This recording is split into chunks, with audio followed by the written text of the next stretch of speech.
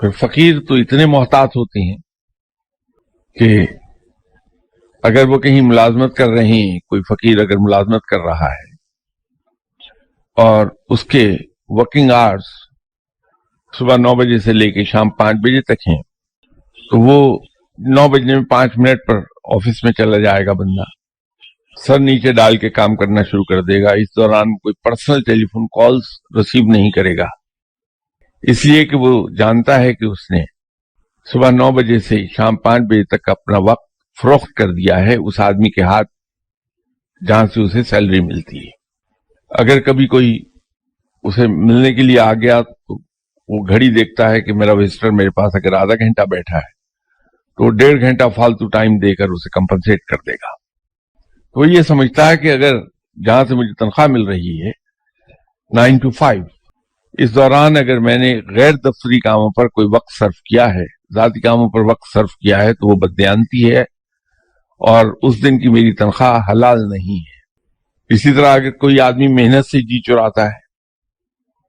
جو صلاحیت اللہ نے اسے عطا فرمائی ہے ذہنی یا جسمانی،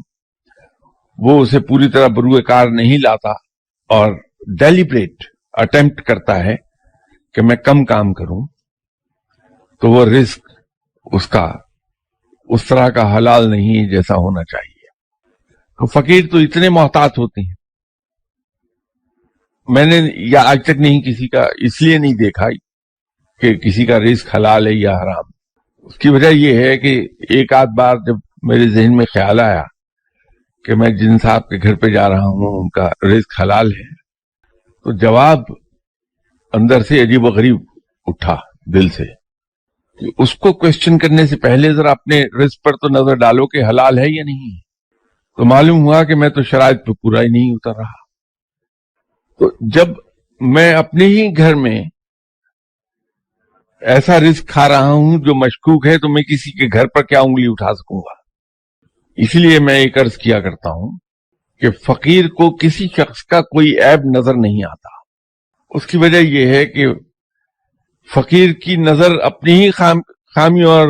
خرابیوں سے ہٹ نہیں پاتی. تو کسی کے رزق حلال کو چیک کرنے سے پہلے اگر